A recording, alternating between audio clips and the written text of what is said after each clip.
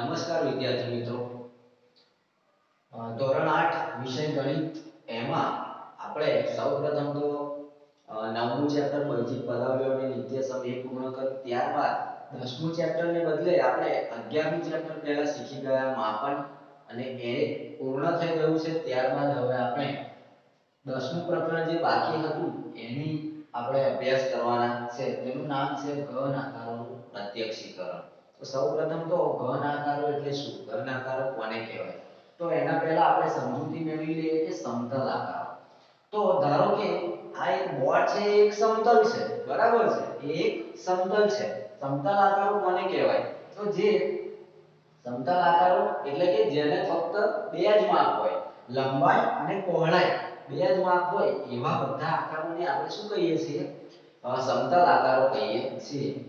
એ એટલા માટે એને 2D બે માપ હોય છે એટલે 2D એટલે કે દ્વિપરિમાણીય આપણે એને કહીએ છીએ. દ્વિપરિમાણીય આકારો આપણે એને કહીએ છીએ.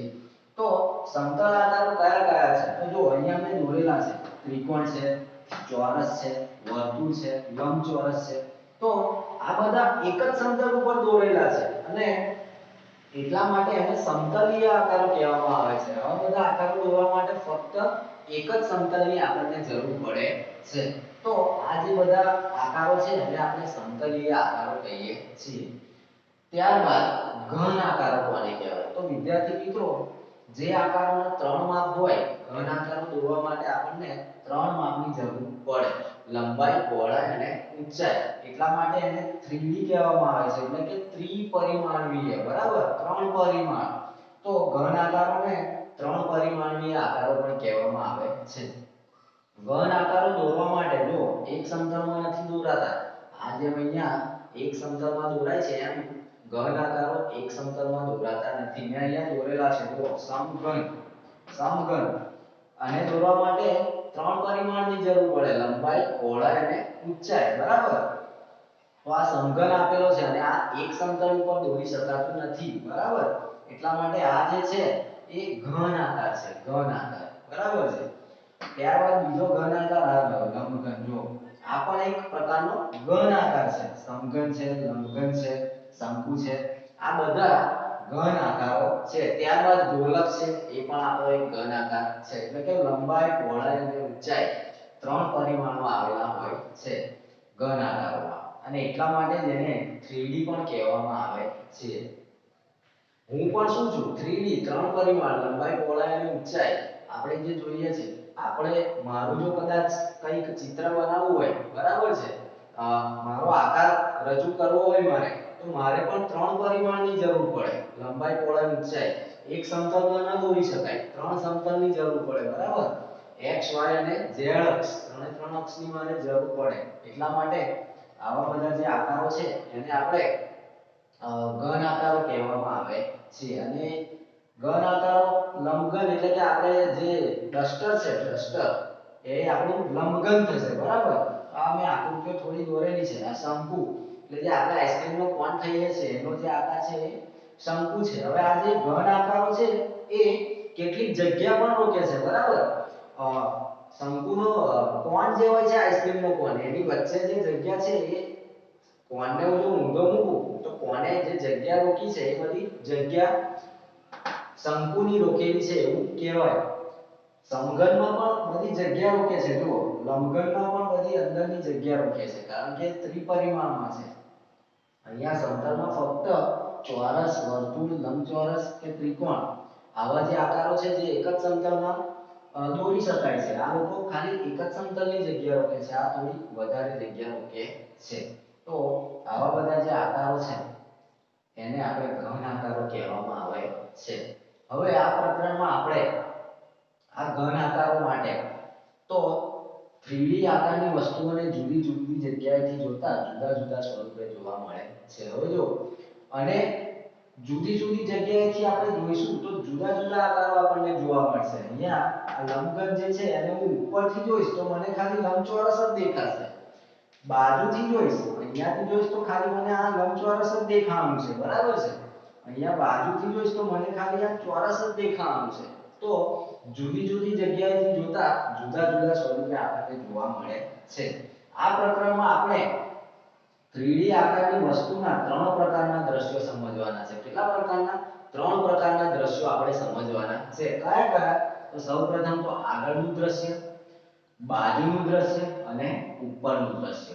તો આ 3 પ્રકારના દ્રશ્યો આપણે સમજવાના છે કે કોઈ પણ સમઘન કોઈ પણ ઘન આકાર આપેલો છે તો એ ઘન આકારને ઉપરથી જોતા કેવો દેખાશે, બાજુથી જોતા કેવો દેખાશે અને આગળથી જોતા એનો આકાર કેવો હશે એ આપણે સમજવાનો પ્રયત્ન કરવાનો છે. અને એના ઉપર જ આપણું આગળનું સ્વાધ્યાય છે, સ્વાધ્યાય 10.1 એ આ 3 દ્રશ્યો આગળનું, બાજુનું અને ઉપરનું એના ઉપર જ આધારિત છે. તો હવે વિદ્યાર્થી મિત્રો આપણે એ સ્વાધ્યાય 10.1 ઉપર જઈશું. સ્વાધ્યાય 10.1 એનો પહેલો દાખલો છે કે ઘન વસ્તુઓના બે દ્રશ્ય, બાજુનો દેખાવ અને ઉપરનું દ્રશ્ય આપેલ છે. વસ્તુ અને તેના સાચા દ્રશ્યોને જોડો. પહેલું જોડકું તમારી સમજ માટે બતાવેલ છે. અહીંયા જુઓ, વસ્તુ આપેલી છે અને એનો બાજુનો દેખાવ અને ઉપરનો દેખાવ એમ આપણી ચોપડીમાં તમને આપેલું છે. તો વિદ્યાર્થી મિત્રો તમારે ચોપડીમાં આ પ્રમાણે એરા મારીને બતાવી દેવાનું છે, પણ ચોપડામાં પણ લખવાનું છે કે પહેલો જે આકાર છે એનો બાજુનો દેખાવ આ નંબર મારી દેવાના છે. જો અહીંયા નંબર જે આપેલા છે એ નંબર એ પ્રમાણે આપણે લખવાનું છે. દોરશો નહીં તો ચાલશે અને દોરો તો વધારે સારું, દોરો તો પણ કોઈ વાંધો નથી, બરાબર. દોરશો તો તમને થોડો વધારે આઈડિયા આવશે. તો સૌપ્રથમ તો જો એક બોટલ આપેલી છે અને એનો બાજુમાંથી દેખાવ કેવો દેખાશે. જો અહીંયા આપણે બાજુમાંથી જોઈશું અહીંયાથી તો આપણને બોટલ કેવી દેખાશે? આવી જ દેખાશે, બરાબર છે. અને ત્યારબાદ એને ઉપરથી, એટલે કે જો હું અહીંયાથી જો ઉપરથી, તો ઉપરથી કંઈક મને અલગ આ પ્રમાણે દેખાશે. તો વિદ્યાર્થી મિત્રો ઘન આકારો માટે બાજુમાંથી અને ઉપરથી અલગ અલગ આકારના આપણને દ્રશ્યો જોવા મળે છે. ત્યારબાદ બીજું આપેલું છે વજન્યું. હવે આ વજનિયાનો બાજુનો દેખાવ કેવો થશે? તો અહીંયા આ જે 5 ચિત્રો આપ્યા છે એમાંથી તમને ખબર પડે તો અહીંયા જો આ વજન્યું છે એને બાજુમાંથી આપણે જોઈશું તો કંઈક આના જેવો આકાર આપણને જોવા મળશે. માટે વજનિયાનો બાજુનો દેખાવ આ પ્રમાણેનો થશે અને એનો ઉપરનો દેખાવ કેવો થશે? તો અહીંયાથી ઉપરથી હું જોઈશ તો એ મને કેવું દેખાશે? તો આ રહ્યું, જો અહીંયા આપેલું છે, મને ઉપરનો દેખાવ આ પ્રમાણેનો થશે.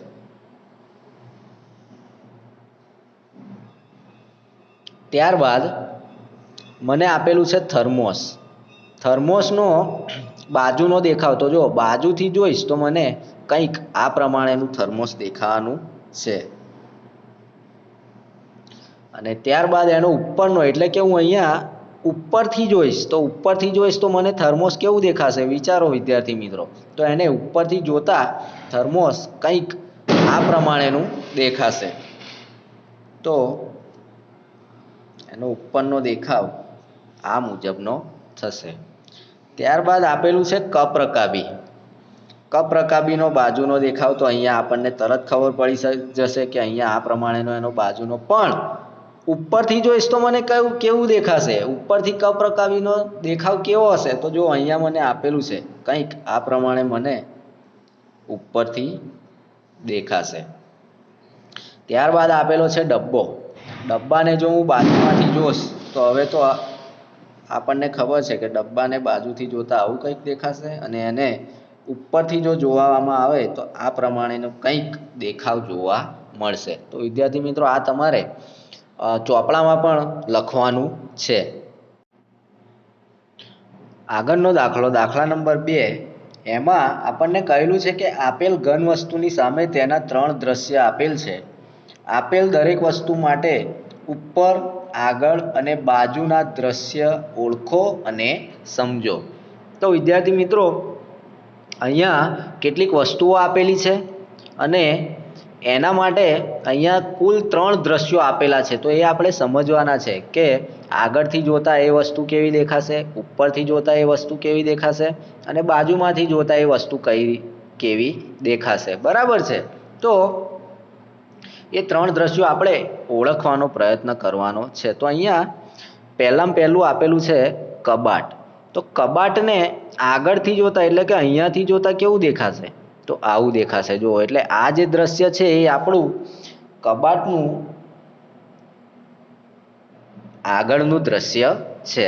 ત્યારબાદ બાજુ એટલે કે અહીંયાથી જોતા કેવું દ્રશ્ય દેખાશે? તો કંઈક આવું દ્રશ્ય મને દેખાશે. એટલે આ જે દ્રશ્ય આપેલું છે એ કબાટનું બાજુનું દ્રશ્ય છે. અને આ જે દ્રશ્ય છે એ કબાટનું અહીંયા ઉપરથી જોતા કબાટ કંઈક આપણને આવું દેખાશે. માટે આ જે દ્રશ્ય છે એ ઉપરનું દ્રશ્ય છે. તો આ પ્રમાણે આપણને થોડો ઘણો આઈડિયા આવવો જોઈએ કે આગળ, ઉપર અને બાજુથી જોતા કેવા કેવા દ્રશ્યો મેળવી શકાય કે જો દેખાય છે, બરાબર છે. ત્યારબાદ અહીંયા બીજું એક આપેલું છે માચીસ. એને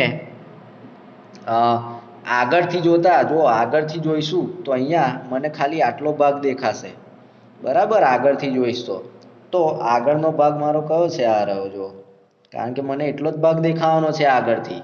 ત્યારબાદ બાજુથી જોઈશ તો મને ફક્ત આટલો જ ભાગ દેખાશે, એટલે આ બાજુનો ભાગ છે. અને ત્યારબાદ ઉપરથી જોઈશ તો મને કંઈક આવું દ્રશ્ય જોવા મળશે. ત્યારબાદ છે ટેલિવિઝન. ટેલિવિઝન જો હું આગળથી જોઈશ તો મને આટલો ભાગ દેખાવાનો છે, આગળથી જોઈશ તો આટલો ભાગ દેખાવાનો છે, એટલે આ મારો આગળના ભાગનું દ્રશ્ય છે. ત્યારબાદ હું એને પાછળથી જોઈશ, બરાબર છે, તો મને કંઈક પાછળ એટલે કે ઉપરથી જોઈશ તો ઉપરથી મને કેવું દેખાશે? તો ઉપરથી કંઈક આ મુજબનો દ્રશ્ય ઉપરથી મને જોવા મળશે, અહીંયાથી ઉપરથી જોઈશ તો. અને બાજુમાંથી જોઈશ તો બાજુમાંથી કેવું દ્રશ્ય જોવા મળશે? તો કંઈક આના જેવું દ્રશ્ય મને જોવા મળશે, બરાબર છે. તો આ આપણને હવે ખબર પડવી જોઈએ. આપણને આપેલું છે ટીવી. ઉપરથી જોઈએ તો આવું દેખાશે, આગળથી જોઈશ તો આવું કંઈક દેખાશે, અને બાજુથી જોઈશ તો કંઈક આવું મને કંઈક દેખાશે, બરાબર છે. તો આ પ્રમાણેના દ્રશ્યો આપણને ઓળખતા આવડવા જોઈએ. ત્યારબાદ અહીંયા મોટર ગાડી આપેલી છે. તો મોટર ગાડીને આગળથી જોઈશ તો મને ખાલી આ પ્રમાણેનો દ્રશ્ય જોવા મળશે.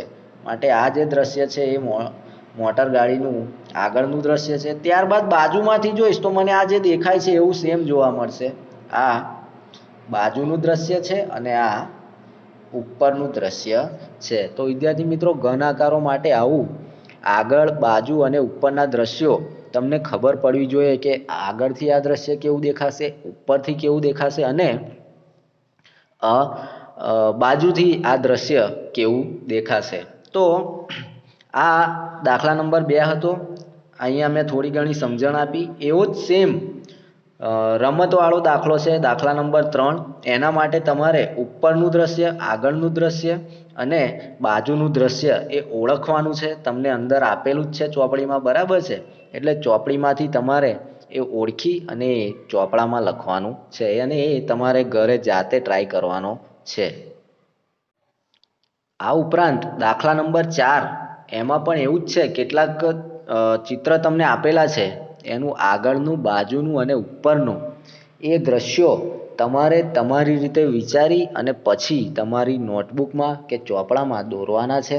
તો ચોથો દાખલો પણ તમારે જાતે જ ટ્રાય કરવાનો છે, અને આગળનું, બાજુનું અને ઉપરનું દ્રશ્ય કેવા કેવા દેખાશે એ તમારે જાતે વિચારીને દોરવાના છે.